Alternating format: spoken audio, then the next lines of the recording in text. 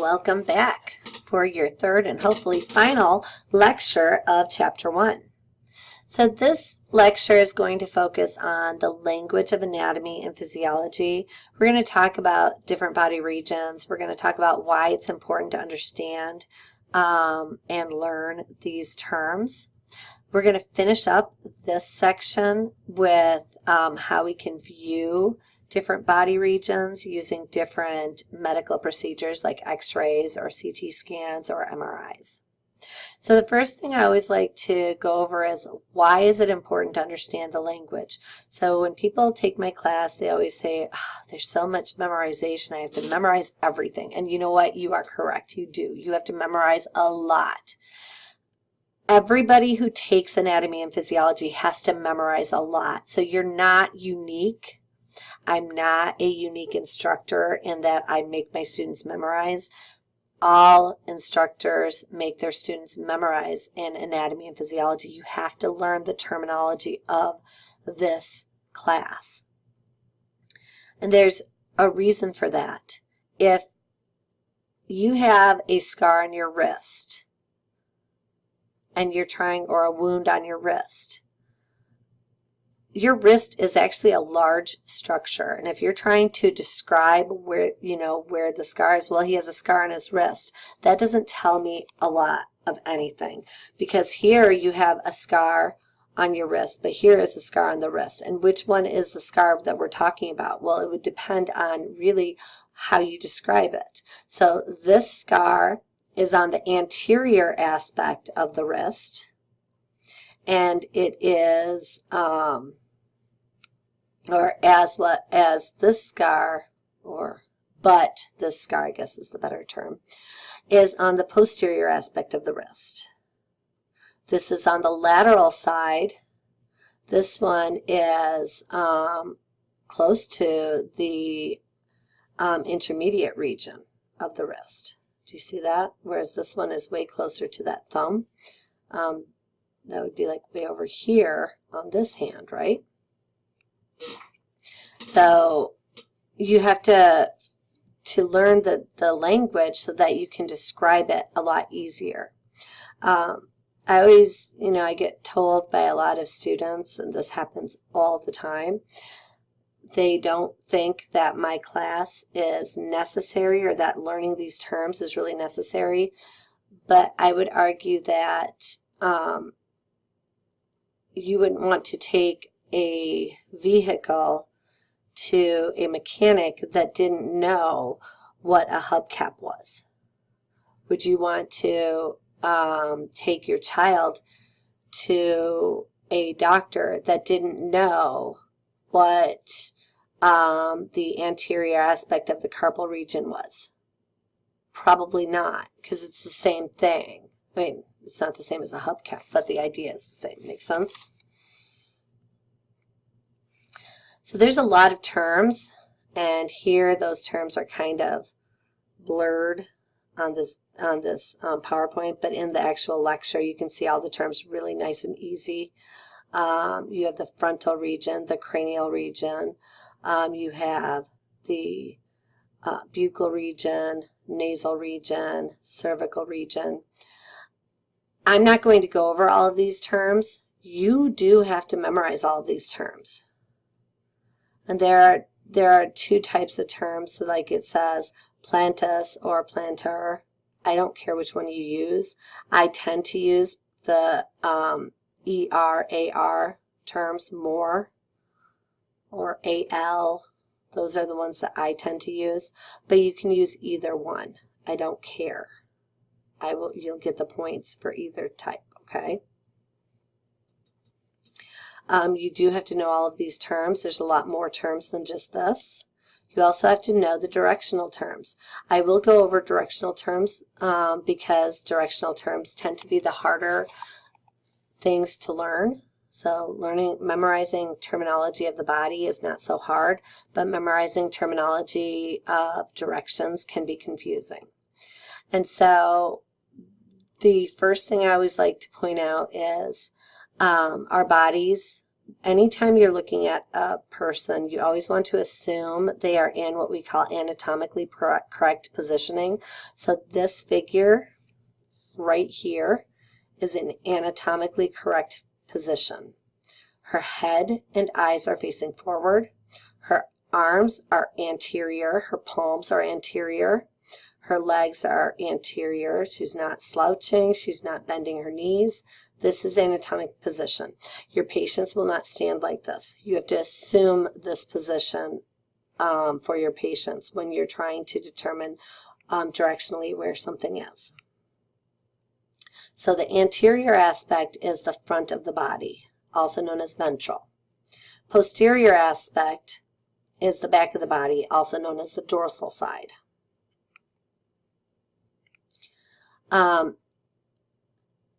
Superior is towards the head of the body. Inferior is towards the tail. You can also use, I tend to use superior and inferior versus cranial and caudal. I just like those terms better.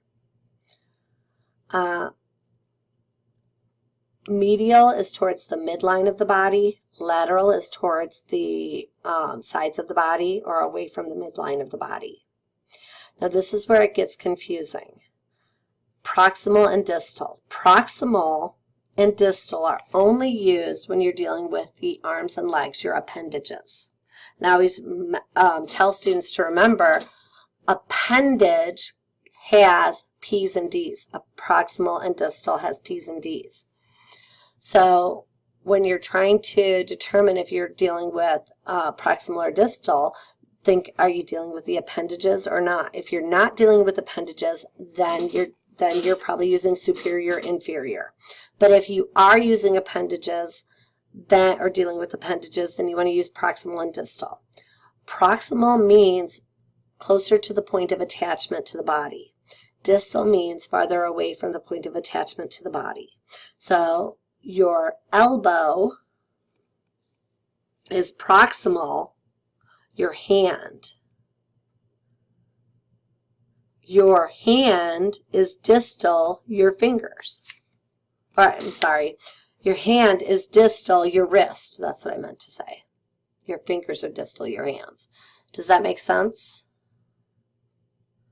You can do it with the legs as well. The patellar region is proximal, the tarsal region. The femoral region is proximal, the patellar region. The crural region is distal, the patellar region.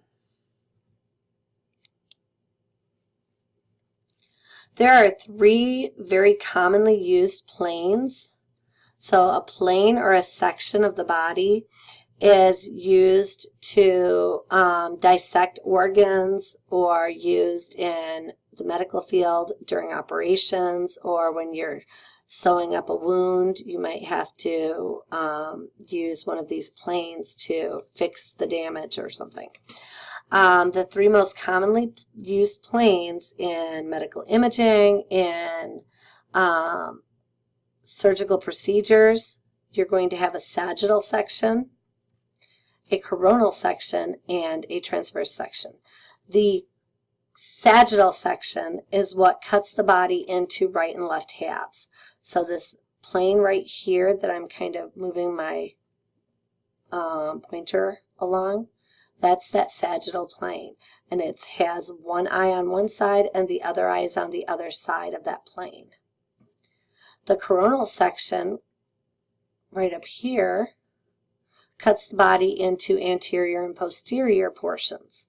So you can see here, with the coronal section, she would have half of her head, half of the brain, maybe the ears on the posterior aspect, and then the eyes and nose on the anterior aspect. Okay.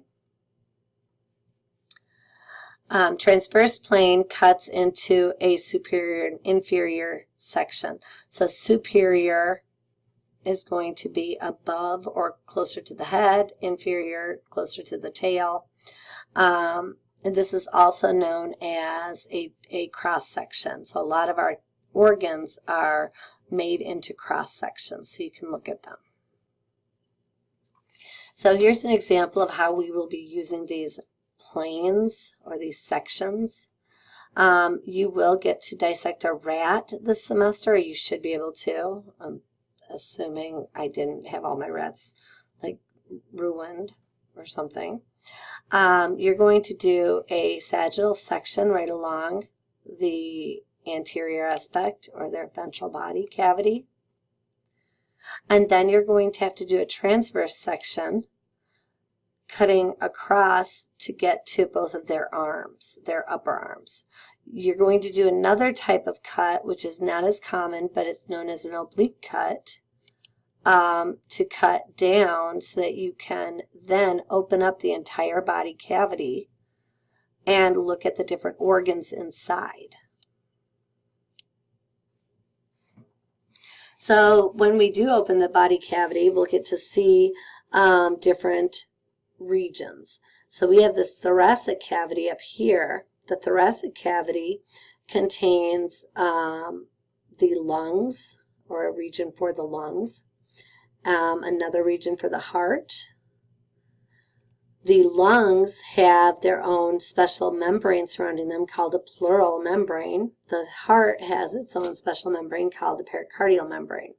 And then we have the abdominal pelvic cavity here, which includes both the abdominal and the pelvic cavities. So we can separate them, or we can call them the abdominal pelvic cavity together.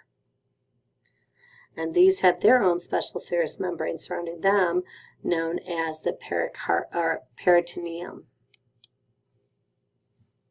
Because this abdominal pelvic cavity is so large, we also separate it into 4 quadrants and 9 regions. The regions, I expect you to be able to tell me the quadrants and regions. I like the regions because they separate the abdominal pelvic cavity further to where you can pinpoint specific organs.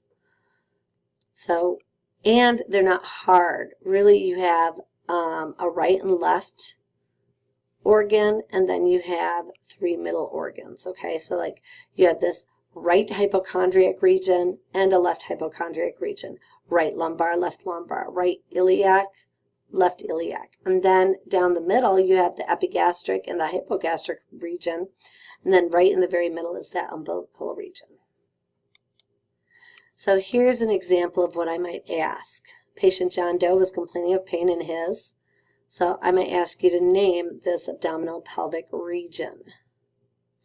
And I might ask you, which quadrant is it found in? So you should be able to answer both of these questions. I'm not going to tell you the answers. If you're unable to figure it out, you can definitely come talk to me. Or, you can always go back to this picture and figure out which region. And then I often like to ask, name an organ that might be causing the problem. So at this point, you need to know, you don't have to know every organ system and every organ perfectly, but you have to know some of those larger organs and what organ systems they belong to. So in this case, we're looking at this region, and you might want to say, okay, what's this organ right here? If you're not sure, you can look it up. So I'll just let you know that this organ here is the stomach. So that could be an answer. Next to the stomach, way over here, is the spleen. That could be another organ you might ask, you might put in. So I told you that the thoracic cavity had the heart and lungs, and that each of them had their own serous membrane. The serous membrane is composed of 2 layers, and it's kind of like a balloon.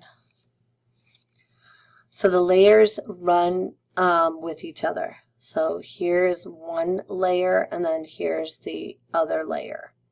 The outer layer is known as the parietal membrane. The inner layer is known as the visceral membrane. I always remember PC for parietal cavity, and then VO for visceral and organ. Surrounding our heart, we have the pericardial membrane, composed of a visceral and a parietal layer. PC, parietal, would be out here. VO, visceral, would be inside. The function of serous membranes is to reduce friction as the organs move past each other. So these organs are constantly in motion, and there's a lot of stuff in our body. So we need to have protections around those organs so that they can slide past each other without damage. Here you can see the lungs. So the heart would be here, the lungs are right here. And this is your pleural membrane. The pleural membrane is consists of your parietal and visceral parietal and visceral pleura that allow the lungs to move without damage or friction. And then surrounding your abdominal pelvic organs, we have the peritoneal membrane. Some abdominal pelvic organs do not have a full peritoneal membrane surrounding them. Some are only partially covered, and so those are known as retroperitoneal organs. They have one layer of the peritoneum, but they don't have both. So in this case, you have that parietal layer, but there's no visceral layer surrounding you.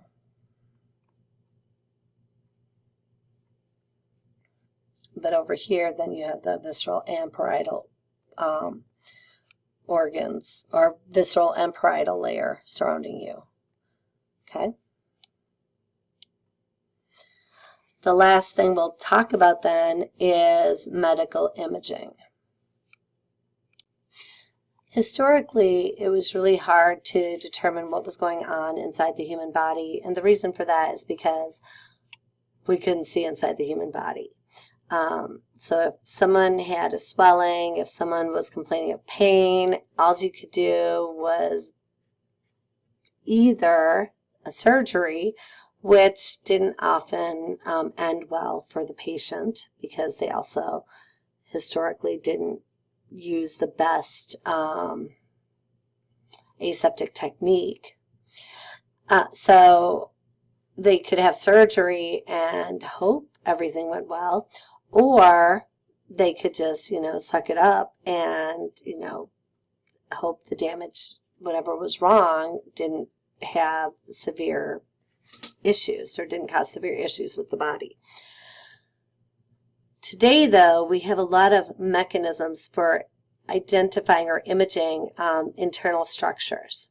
One of the important and probably most popular mechanisms is called an X-ray. An X-ray is just a visualization using gamma radiation to see the hard structures of the body, so like bones right here.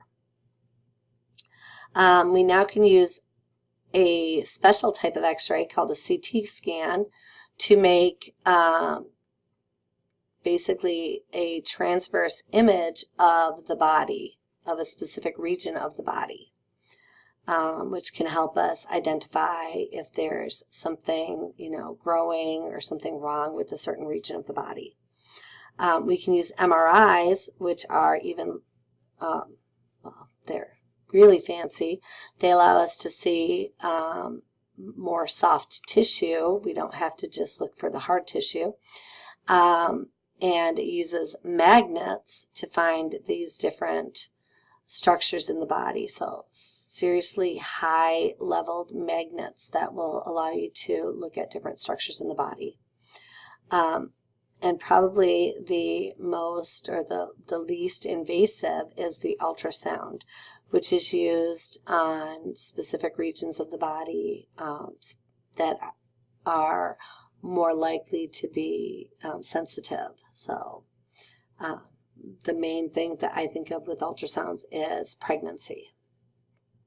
But I'm going to show you this video of the CT scan and of the MRI machine.